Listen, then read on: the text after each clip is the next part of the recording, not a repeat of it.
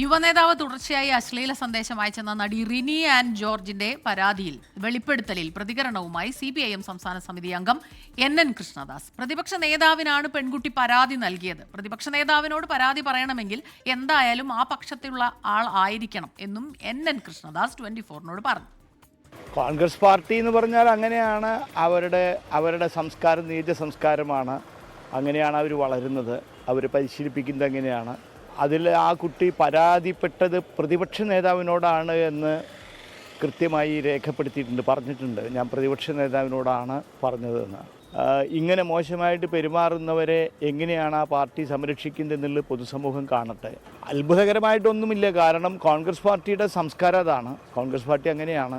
ധൈര്യത്തിൻ്റെ പ്രശ്നമല്ല, ചിലർക്ക് എന്താണെന്ന് വെച്ചാൽ പൊതുസമൂഹത്തിൽ സ്വയം വെളിപ്പെടാനുള്ള ചില മടിയുള്ളവരുണ്ട്. പാലക്കാട് നിന്ന് ശ്രീ സുകുമാരാണ് വാർത്തയുടെ ഒരു ശ്രീ. ഇന്നലെ രാത്രി BJPയുടെ ഒരു മാർച്ചൊക്കെ ഉണ്ടായിരുന്നു. അവിടെയും രൂക്ഷമായ പ്രതികരണങ്ങൾ, പരിഹാസങ്ങളൊക്കെ അവിടെയും കേട്ടു. ഇപ്പോൾ NN കൃഷ്ണദാസിന്റെ പ്രതികരണം ഇപ്പോൾ വരുന്നു. പാലക്കാട് കേന്ദ്രീകരിച്ച് കൂടുതൽ നേതാക്കളുടെ പ്രതികരണങ്ങളും പ്രതിഷേധങ്ങളൊക്കെ രാഹുൽ മാങ്കൂട്ടത്തിനെതിരെ ഉണ്ടാകും എന്ന് പ്രതീക്ഷിക്കണോ ഇന്ന് ശ്രീത്?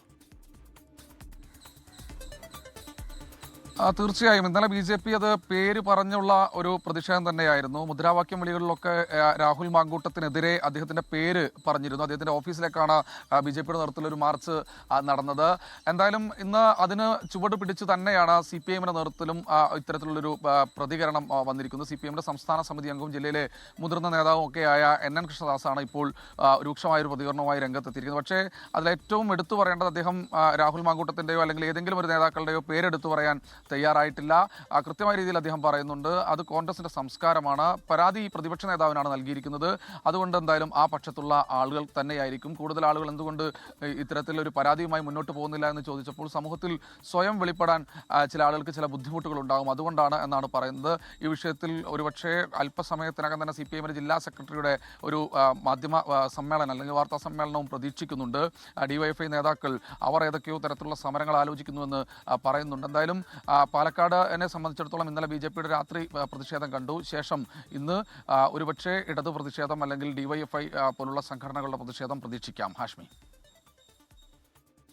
ഓക്കെ, ശ്രീ ശ്രീകുമാരനാണ് പാലക്കാട് നിന്ന് ആ വിഷയത്തിൽ ഉള്ള പ്രതികരണം നടത്തുന്നത്. കൂടുതൽ പ്രതികരണങ്ങൾ പാലക്കാട് കേന്ദ്രീകരിച്ച് ഇനി ഈ റിനി ആൻഡ് ജോർജ് യുവനടി നേതാവിന്റെ പേര് പറയുന്നില്ലെങ്കിലും ആ നേതാവ് ആരാണ് എന്ന് കൃത്യമായി മനസ്സിലാവുന്ന രീതിയിലുള്ള പ്രതികരണം അവർ നടത്തിയിരിക്കുന്ന പശ്ചാത്തലത്തിൽ പാലക്കാട് നിന്ന് കൂടുതൽ പ്രതികരണങ്ങൾ, ഒരുപക്ഷെ പ്രതിഷേധങ്ങളൊക്കെ ഇന്ന് പ്രതീക്ഷിക്കണം. സ്മിതാലെ, ലോകത്തെവിടെയായാലും ഏത് സമയത്തും 24 വാർത്തകളും ഓഗ്മെന്റഡ് റിയാലിറ്റി പാക്കേജുകളും എക്സ്പ്ലെയിനറുകളും വിശദമായി കാണാൻ ഞങ്ങളുടെ YouTube ചാനൽ നിങ്ങൾക്ക് സബ്സ്ക്രൈബ് ചെയ്യാം.